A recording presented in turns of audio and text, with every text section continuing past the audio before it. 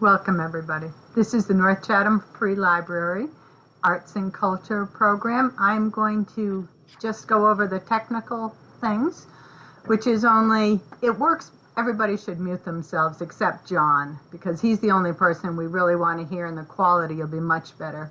The video, John, I think would like to see your lovely faces, so I think he's going to, if you have it in speaker view, you'll be able to see him the best and hear him, and he's going to encourage some feedback, I believe, at certain times. If there is background noise and mics on, I will shut those mics off. And with this, I'm going to turn it over to Judy Staber. Thank you, Vicki. Greetings, everyone. I'm looking to the side because I've got this taped to the computer. This event is made possible with funds from the Statewide Community Regrants Program, a regrant program of the New York State Council on the Arts, with the support of the Office of the Governor and the New York State Legislature, and administered by CREATE, Council on the Arts. Filmmaker John Feldman's career spans over 40 years and covers a wide range of genres, from independent fiction, feature films, and documentaries to experimental, educational, and business films. His fiction films include Alligator Eyes, which won first prize at the San Sebastian International Film Festival, and Who the Hell is Bobby Roos, which won the New American Cinema Award at Seattle International Film Festival. John is currently working on Regenerating Life, a documentary which looks at the climate crisis from an ecological perspective. Today, he will be discussing the climate crisis. Regenerating Life is inspired by the work and insights of the great maverick scientist, Lynn Margulis, who was the subject of John's most recent film, Symbiotic Earth, How Lynn Margulis rocked the boat and started a scientific revolution, which is currently in distribution worldwide. So a warm welcome for John Feldman. Thank you. Thanks. First, I want to thank the Chatham Library for hosting this event and having me on. And I'm really looking forward to this. I will say, however, that there's one part that I'm not looking forward to, and that is showing part of the film. There's a basic rule of thumb in filmmaking that nobody knows how to look at a rough cut. And this is a rough cut of the film. I'm only going to show you the beginning of it.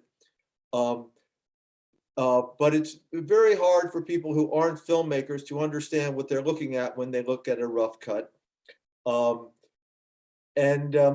You know, what that means is the narration is really all over the place in terms of volumes and levels, and there's no music and there's no color. And but nonetheless, you should get an idea of the tone of the film. And that's why I'm showing the beginning to give you a sense of the tone of the film and what it's going to be kind of like. And then I want to really talk about the content of the film.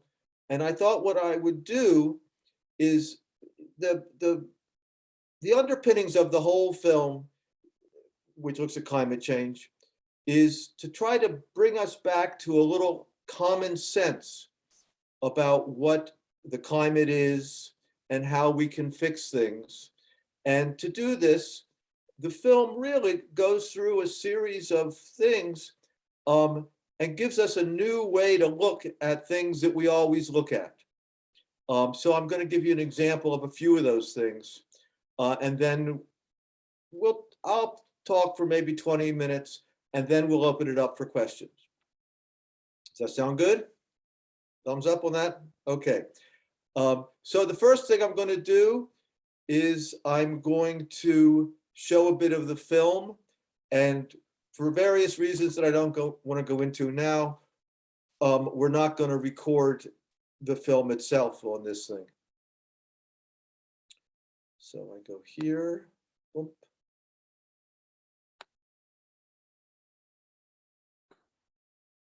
Is everybody still there?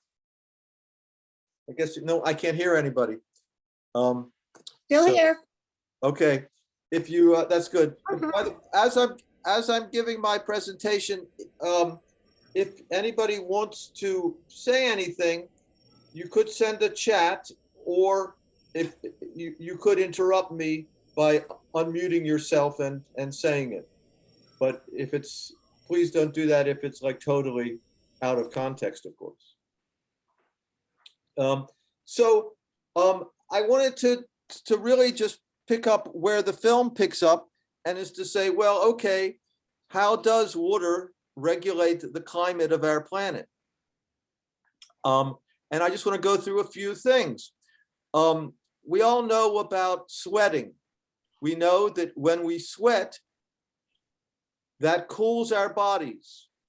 And that happens because of the process of evaporation. And water, whenever water evaporates, that means it changes from liquid to a vapor, to a gas. And that change of liquid to vapor requires 590 calories of heat, of energy, for each cubic centimeter of water. So when you sweat, the water, as the water evaporates from your body, you feel that coolness because the water vapor has taken 590 calories away from your body and taken it into outer space.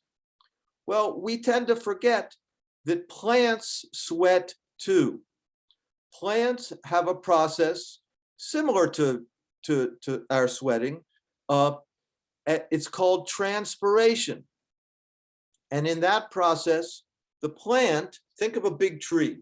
A plant takes water up its roots, through its trunk, uses it, and then it comes out its leaves. These little pores in its leaves open up and water vapor comes out. And when that water in the tree changes to a vapor, it takes that 590 calories away from the tree. And that cools the area below. In fact, you read these estimates, and it's a little bit screwy, but you read these estimates that a big tree has like the cooling power of a couple air conditioners, a couple wall unit air conditioners. So it's immense. And that process of transpiration is most of the water that evaporates off of land comes through transpiration. And that's a huge cooling, has a huge cooling effect on the earth. And, you know, I should backtrack and say that when we talk about climate change, we are, and somebody asks, well, what's, you know, what makes you think there is climate change? I think we all would generally say, well, we're having bigger storms, we're having floods, we're having droughts, we're having aridification, we're having wildfires, the icebergs are melting, all of these things. And if you stop for a moment, all of those are about water. They're all water. And it's something about the water on our planet which is going wrong. And so when a person looks at a wildfire in California, for instance, and they ask, well, is that caused by climate change? And then they try to say, well, how is that caused by the rise in CO2 in the atmosphere? They're kind of missing the point. We know why there are droughts and fires, because there's no water there. It's dry. And why is it dry? Well, one of the reasons it's dry is because we don't have any trees, or we've cut down the trees. And another reason it's dry is that the soil doesn't hold the water. So that's the second point I wanted to bring up. We talked about evaporation, which is huge. And the next point is that water is held in the soil. Anybody who's worked in a garden or gone outside and picked out some soil can see that that soil has lots of little particles in it. It's like a sponge. And in that, in those air spaces between the particles, the soil holds water. And the soil holds lots of water. But what's happened is that we have killed the soil through our agriculture with pesticides and artificial fertilizers and with plowing. And by killing the soil, we have, destroyed the water holding capacity of the soil. So that when a storm comes, dumps all that water, this is happening all over the country, it dumps all that water onto the ground, and instead of going into the soil, it runs off. So a big storm is quickly followed by a drought because the water isn't holding the soil. I mean, did I say that backwards? Yes, I did. The soil isn't holding the water. So that's a huge thing all over the world, how agriculture has killed the soil and it won't hold the water. So now we have another element to add to the answer of why there are fires.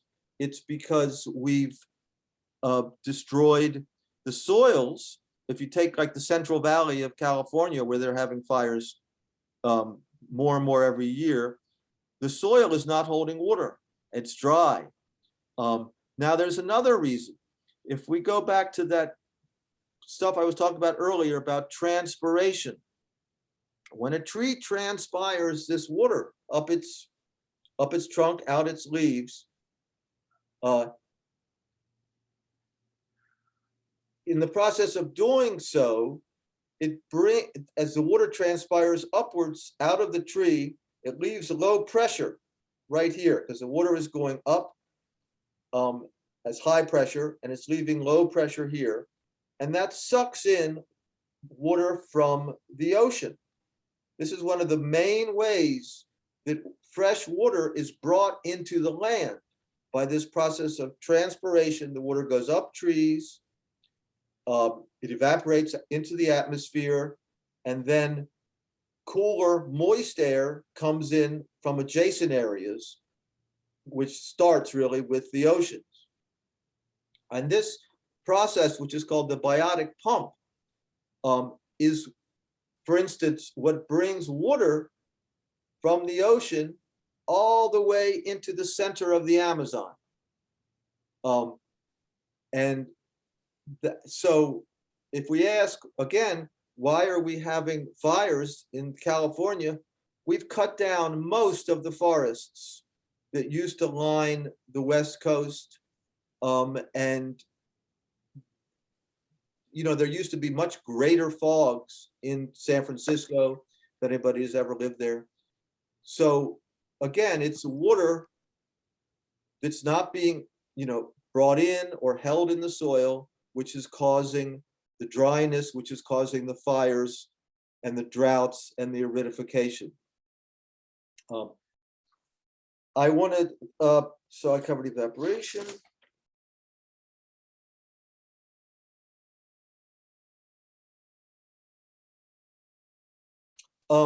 Now, there's another very important point, and that is that, we often hear about the greenhouse effect. And just as a quick reminder, there are certain gases in the atmosphere that let the sunlight through, but then as the infrared heat comes off the earth, those gases hold that heat in. So greenhouse is kind of a good metaphor. It is just a metaphor, but it's kind of a good one in that in a greenhouse, the sun comes right in the glass, but then the heat inside is kept inside by the glass. So it's very similar in the greenhouse effect. But we generally, well, we aren't really told, but the biggest greenhouse gas by far is water.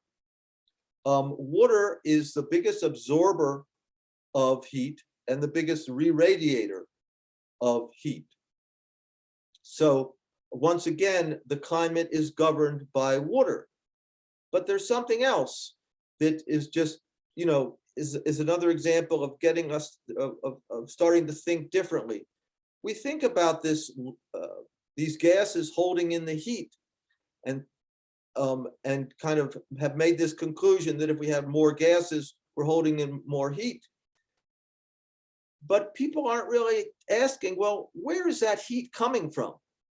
And all of that heat is coming off the earth.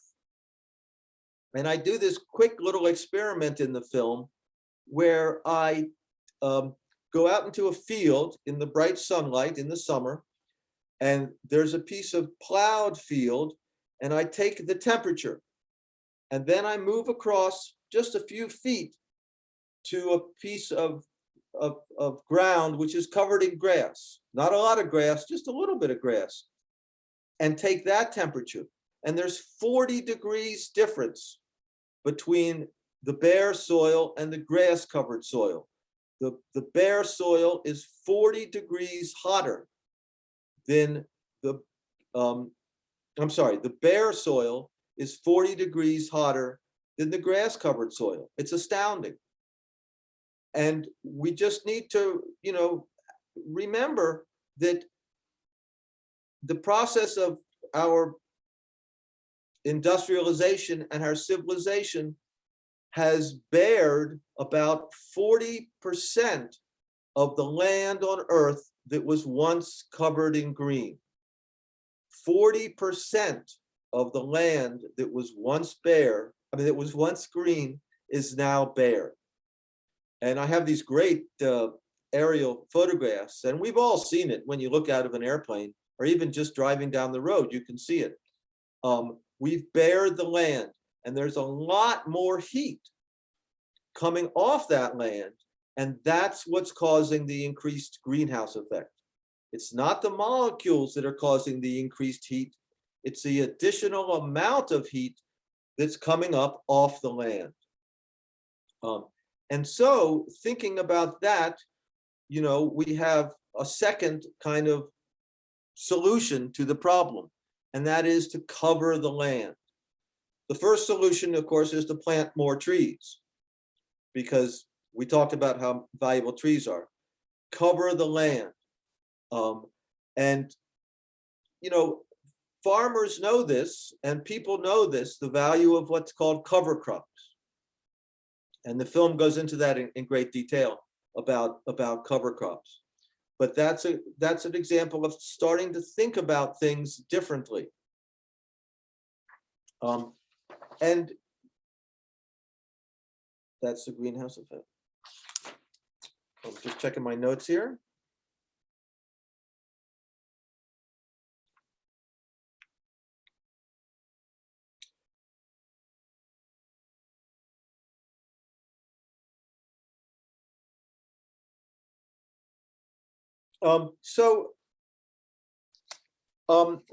When you start to think about these things, and you begin to realize how complex the cooling and heating part of the earth is, you really begin to wonder, how did it happen that right now, when we talk about global warming, everybody immediately says that it has to do with the rise in carbon emissions in the atmosphere.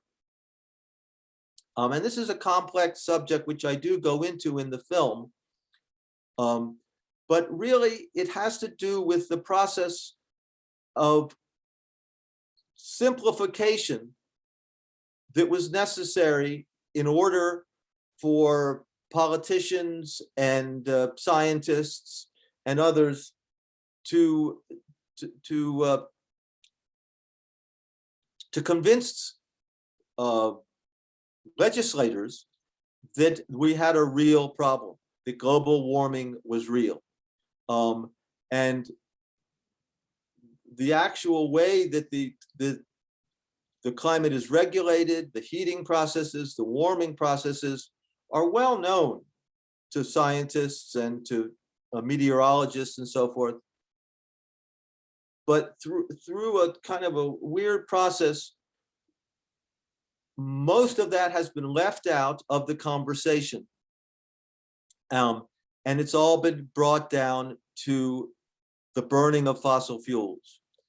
And I am still puzzling over how it is that in the Carter administration, which is, and the subsequent Reagan administration, how this was reduced down to this single variable. And I also kind of scratched my head about, well, how is it that the solution to the energy crisis, and you all remember the energy crisis, how is it that the solution to the energy crisis kind of became the solution to the climate crisis? Back then, and I made a film about this back then, we were measuring carbon footprint and always were very worried about how much electricity we were going to use and so forth, and our power consumptions. And that all made a lot of sense. But somehow now we are thinking that the amount of electricity we're using and our carbon footprint is important to climate change. And it really is just a very, very small part of the problem. And the good news, which this film goes into in depth, is that by opening up this picture, we see that there are lots of solutions and to the whole climate problem. And the solutions are things that we all know about. You know, it comes down to covering the land with plants, growing trees. And when I say trees, I really mean forests and forest ecosystems. And so there are lots of people who I talk to in the film who are restoring ecosystems, who are farming in regenerative methods, and who, you know, covering the soil. And which is why in the introduction that I showed you, I point out that one of the solutions to the climate crisis is also a solution to our public health. And that is good food. When food is grown well, without pesticides, without chemicals, without chemical fertilizers, then that food is healthier for us and is healthier for the environment. So it all goes hand in hand. So the gist of it all is that we're part of this incredible system of the system of life, which is all of the biosphere, this system of life that is self-sustaining. It sustains itself, and it sustains a temperature which is comfortable for it to live in. So it maintains its own comfortable environment. And that system of life is there, it's happening. And what we've been doing for a long time is simply destroying it. We've been biting the hand that feeds us for a long time. And to reverse that, we just need to remember that the more we nurture the land, the more the land will nurture us. And farmers know this. And by nurturing the land and nurturing ecosystems, we can get this whole climate thing back on track. It's going to take a while. It's going to take a while, but it's very doable. So that's my whole spiel at the moment. So I'm going to ask for questions, I guess. Is anybody still there? Yes. John, that's really I'm excited about this. I can't wait to see your film.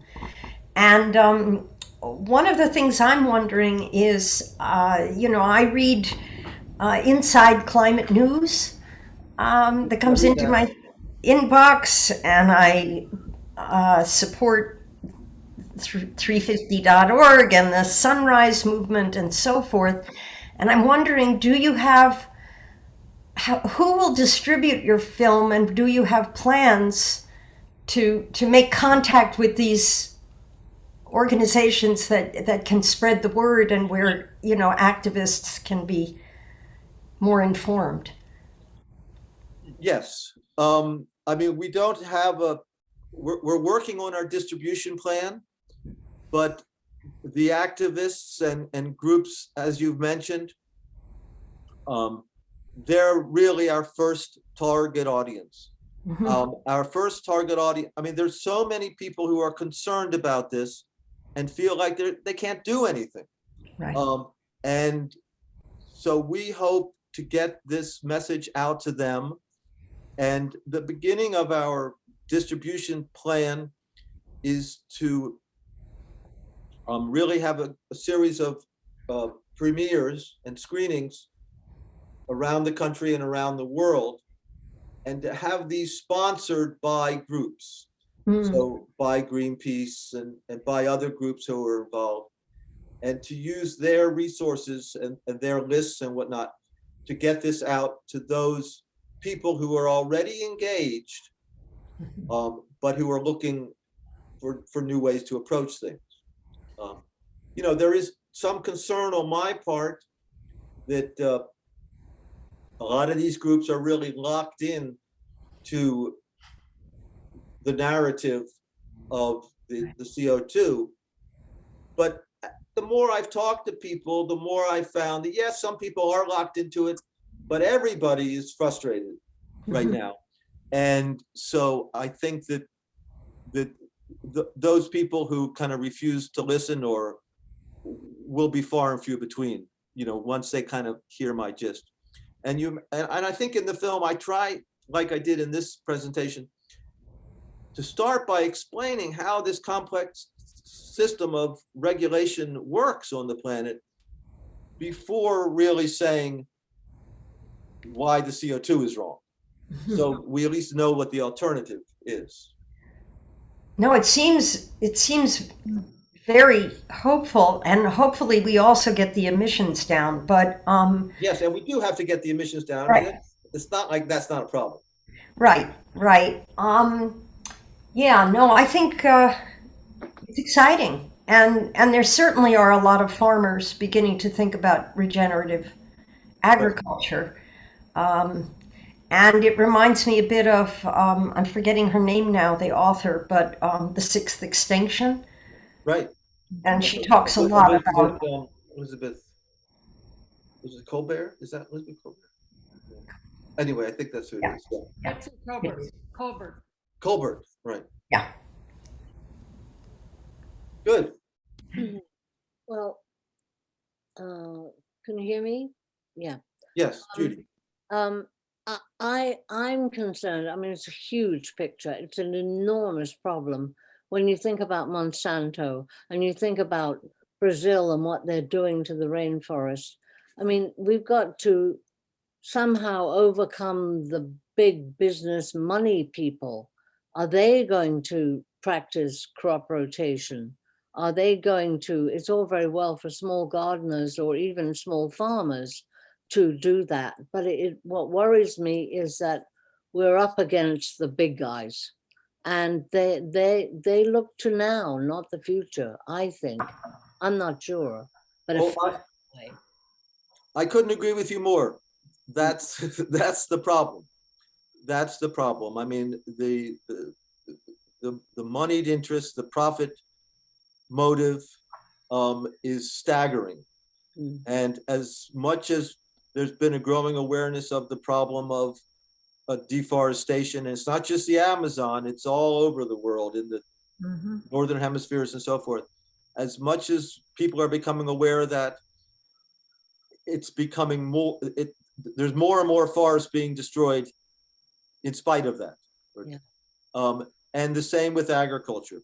I think there's a growing awareness of the problem with chemicals in the food and these farming practices, but nothing is stopping, Monsanto or Bayer, whatever they're called now. But the hopeful thing here is that farmers understand. Farmers are caught in a trap, and they understand. And I mentioned in the film the farm bill. I go into the farm bill, and right now the farm bill is supporting big corporations to make industrial food, even though, as you may recall or whatever, that the farm bill was started, in the 1930s to support family farms and small farms. And so, I can conceive of the idea that the farm bill would be used to support small farms and small farm markets, and also to transition the bigger farms to these regenerative methods. If farmers, regardless of their size, really, if they were given a helping hand to start to farm, to start to align farming more with care for the earth, I think a lot of them would appreciate that. But right now, there's no choice. But it is a huge problem, the profit motive. Hi, John. I'm afraid I'm a little confused by your presentation. I think I understand you saying that the earth should be treated holistically, as we would like our personal bodies to be treated holistically, health-wise.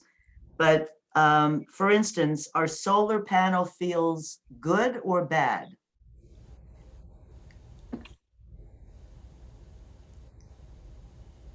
Are solar panels good or bad? Well, I'm talking about the fields, where they have this is community. Yes. Okay. So, it's a tricky question. Are they good or bad? But yes, I mean, for instance, all right, in just south of here, I'm trying to remember where it was. There was a big issue about putting these great big solar panels over farm fields. Rows and rows of solar panels. And I think it's a real big question, because in my opinion, that land planted with crops in the right way probably has a greater benefit to the planet than the solar panels. But the energy problems that we're facing, and the need to find alternative forms of energy, do require that we have alternative forms of energy, and solar is a good one. So there's obviously got to be some balancing act between using the land for farming and using the land for solar panels. But I think that the popular dialogue now is that it's these solar panels and alternative forms of energy which are going to solve the climate crisis, and they're just not. They might help with the electricity problem or the energy problem, but they're not going to do anything for the climate, as far as I can see. Maybe a teeny weeny bit. So does that help? Oh, sorry. Yeah. My understanding is that south of us, is it Kopek? It was Kopek, that's right. Yeah. Okay, so there's been discussion with some climate activists involved, where the talk is now of having the solar panels, but also having plantings around them, and possibly the grazing of sheep or goats in there. And I know that with the regenerative or emerging agriculture, part of the idea is planting. So with a climate group, Citizens Climate Lobby, I had the opportunity to interview one of the owners of the Golden Harvest Well, apple orchard, and he talked about how they're beginning now to do plantings of lower vegetation around the apple trees and have animals grazing, which helps the soil and helps everything. So I think that to some extent those things can be combined. It doesn't have to be one or the other.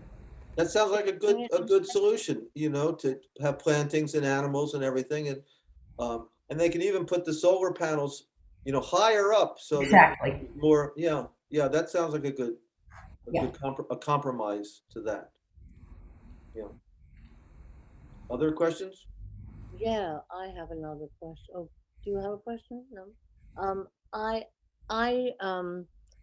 when you talk about the soil is dead, about the fields, the prairies that once were, and the forests in Australia and California, and that the land is dead, so the trees can't soak up the moisture that stops the fires, so to speak.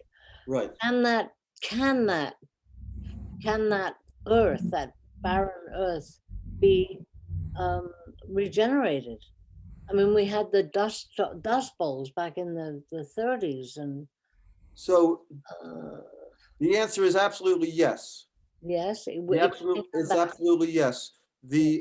I spoke to people in California, a woman in California, and other people, and the land, will regenerate itself. And there are ways to help. There's people are using something called biochar, which is ground up charcoal, which is put into the ground and adding minerals back in that was lost when the soil eroded. So there are ways to regenerate soil which has been ruined by chemical agriculture. It takes a while. Little Sea Garden that you may know of around here, they take a plot of land and it's a couple years of working it over before they really start to plant their crops in it. But it absolutely can be done. And because of this ability of life, to regenerate itself, once you get it going, it'll get going. And in terms of the forests, again, it's tricky.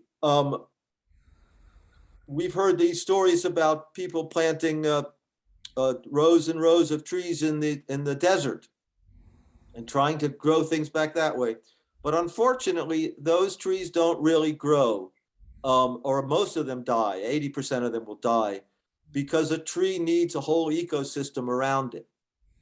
But in the film, I interview a guy who's working in sub-Saharan Africa, which has been greatly deforested and desertified. And he's working with the farmers there. And he's realized that the trees that were cut down, and these trees were cut down like in the 80s, so it wasn't that long ago. Their root system is still there. And that those trees can be, and the root systems are still alive, and that those trees can be grown back. The trees can be grown back. And so people who are trying to restore ecosystems are tending to work in an area that was just recently destroyed or at the edge of a forest. So if you're working from the edge of the forest and trying to regrow it outwards, then you can plant your trees and you plant the same species that are there, and the ecosystem will come along with it. And so you can regrow a forest that way. I mean, there are people who are trying to restore the Sahara Desert, and that's a much bigger challenge. But most of the area of the redwood forests in California, are also pretty well gone. But stuff can be grown there. So that's the only hope.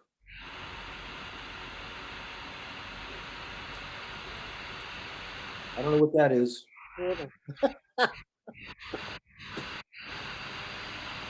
You know, we don't have to grow it all back. I mean, there are people who are making estimates. You know, if we could transition agriculture by 20%, it could start to bring down the temperature. Wow. So, you know, that's 20% is a lot. I mean, right now, regenerative is probably, I don't know, less than 1% of the agriculture. But if we could get it up, you know, but of course, we have to also stop destroying the Amazon. You know, that's a bigger problem. You know, we can work with our regenerative farms, but, you know. Right. I think one of the big problems right now is media, because as a average consumer, my focus has been on my carbon footprint lately. And this idea of the regeneration is kind of not as much out there as the focus on carbon footprint. That's absolutely true. And, you know, climate news was mentioned, the newsletters that I get also. And it's really frustrating because the articles all seem to equate climate change with fossil fuel emissions. And that equation becomes a part of the entire article. The entire solution has to do with getting back to, well, okay, but how is this going to lower our emissions? And, you know, like you said, or someone said, you know, we have to lower the emissions, but there are lots of ways that we can address the climate crisis without even thinking about carbon or carbon footprint or any of that. And, you know, that's really trying to reduce the amount of CO2 in the atmosphere, unfortunately, is probably the absolute hardest thing one could imagine, because the oceans are really containing most of the carbon dioxide that we've sent up in our pollution. And that's causing ocean acidification, which you've probably heard of. So that even if we were able to take some CO2 out of the air, it would just come out of the oceans. It would equilibrate out of the oceans back into the air. So that method is going to take centuries and centuries to kind of balance that. But we don't need to. We really don't need to. So that's really, you know, just another way to start to think about it. Is there any time frame on your concept? You know, I talk to people and they say, oh, we could do this in decades. You know, yes, we could do this we could probably do things in decades, but is the political will there or the people there? But cover crops could grow. I mean, if the government decided that we were going to go grow cover crops one season, right? We could have all these areas covered in cover crops. But that's very unrealistic, obviously. But,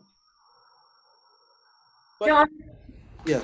Oh, did you want to say more? No, that's all. How can we watch your movie about Lynn Margulis, and how do we watch this? Margulis, and how do we watch this film when it comes out? So where will it be available? The Symbiotic Earth is on Amazon. I think it costs $3.99. Okay. And I even get some of that money.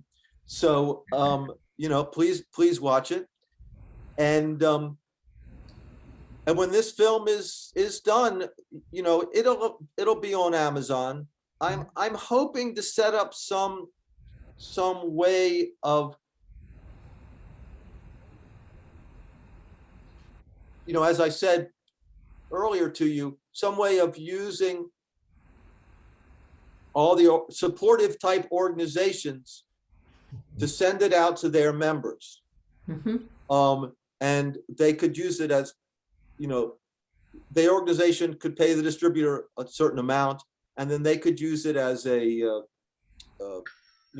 if a person gives a donation, you get to see the movie. They could use it as a perk. They could do something like that. But since everybody streams things now, obviously we would be, we just want to make it available on as many different streaming platforms as possible, and hopefully with a connection to these groups. Yeah.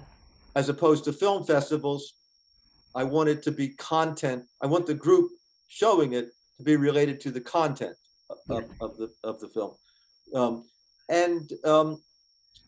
I think that's the really a good way to go. I also, though, am thinking that with Symbiotic Earth in particular, in this film too, getting it screened in community groups and community screenings, and like the library when you actually had people there for screenings, it's really important because you can have real discussions, and it is important for people to talk about this stuff in person. Although this is great, but of course in person, No, and it would be great to see the film, but I think that's a great idea. We'll definitely do that at the library. It would be nice to do a community when the time comes, Yeah. So probably in the fall, hopefully in the fall. Hopefully. Oh, good. I was also interested in one of the comments toward the beginning that the woman, I think, in the community garden, talking about, social justice, how this also addresses the issue of equity and social justice at the same time, and that's so essential. And that's a big part of the film. Obviously, these things go hand in hand. Yeah. And the second woman there was Vandana Shiva, and really, she really makes a point in the film that is through food that we are being, I don't even want to use the word controlled, but that industry is making money from us through our food. And that if we got back to growing our own food and through community, through CSAs and everything, we're covering a lot of territory politically and socially. It all brought back to me. I spent time in southern Spain, and they know how to use the earth and love the earth. They have they plant onions under the orange trees. They have lettuce growing, as a border plant. They have balsas, water that one farmer uses one day. Every other day you get to use the balsa, so they don't waste water, and they use every single bit of the land for feeding themselves without destroying it. And when my aunt, who lives in Spain, came here, she could not understand how so much of our land is not used. People don't have gardens, vegetable gardens, and I don't think they belong to CSAs like most of us do. But it's the land is there; it's willing to give us if we just treat it right. And I'm afraid we don't. Right. Absolutely. Life is easy. We go to McDonald's, whatever. And this, and this stuff is, as Vandana Shiva says, or not Vandana Shiva, but someone says, it's not rocket science. People have known this stuff for a long time. Farmers have known this stuff. Most indigenous people, have known this. It's not new. And it's just been either lost or purposely put under the rug, discarded, this knowledge. Many of the farmers I spoke to, the one farmer in Kansas, he said, my grandfather would be embarrassed at the way I farm.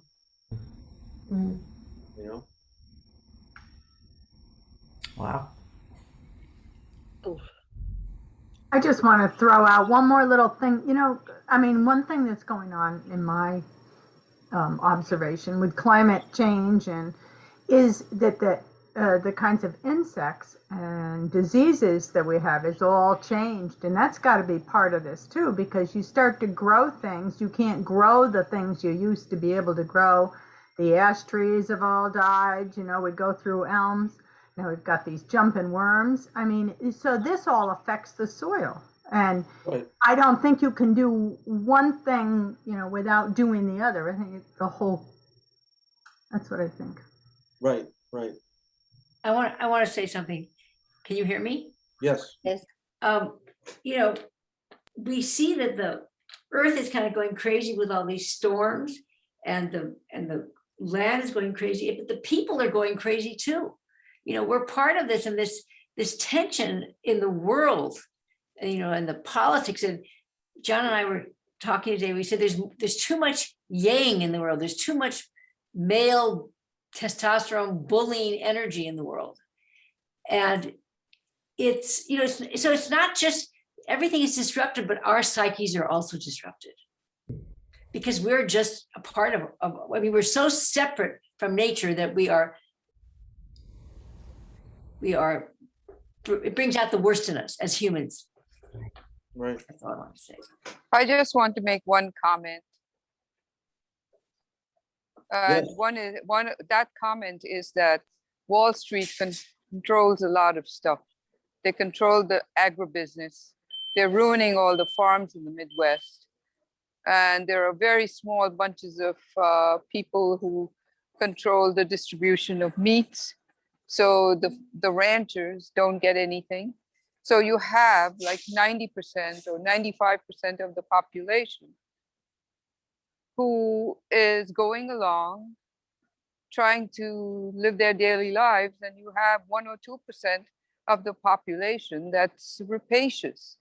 So I don't know how we were going to change that because the drug companies depend on us getting sick. We get sick because we modulate our environment. And so it's a vicious cycle. And if we can find some way of making this 2% have some kind of social responsibility, things might change. But there's no sense of social responsibility. It's mine, I, and you know what I can get away with. I mean, if you ever talk to a Wall Street hedge fund guy, he will tell you, you know, I have all this money because I'm smart, sort of like the way Donald Trump talks. And you know, you're stupid because you just do whatever you think you makes your day run.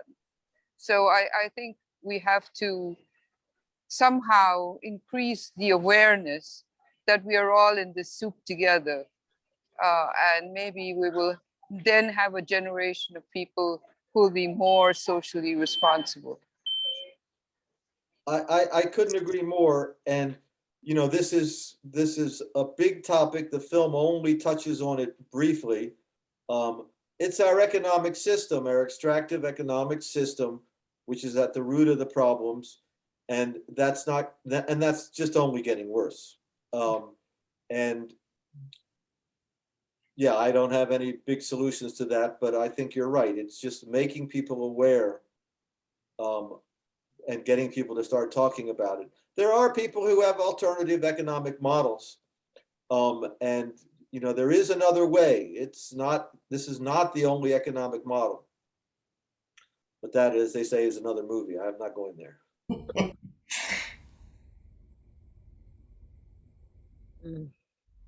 Anything else? No, it's time to start gardening. Thank you very much. Go out and work in the garden, right? Yeah, John, thank you. Thank you. Thank you. So much. And I want to make a quick correction. Judy, we have applied in our Arts and Culture Committee for 2 grants this season, and this program is brought to you by the Community Arts Grant.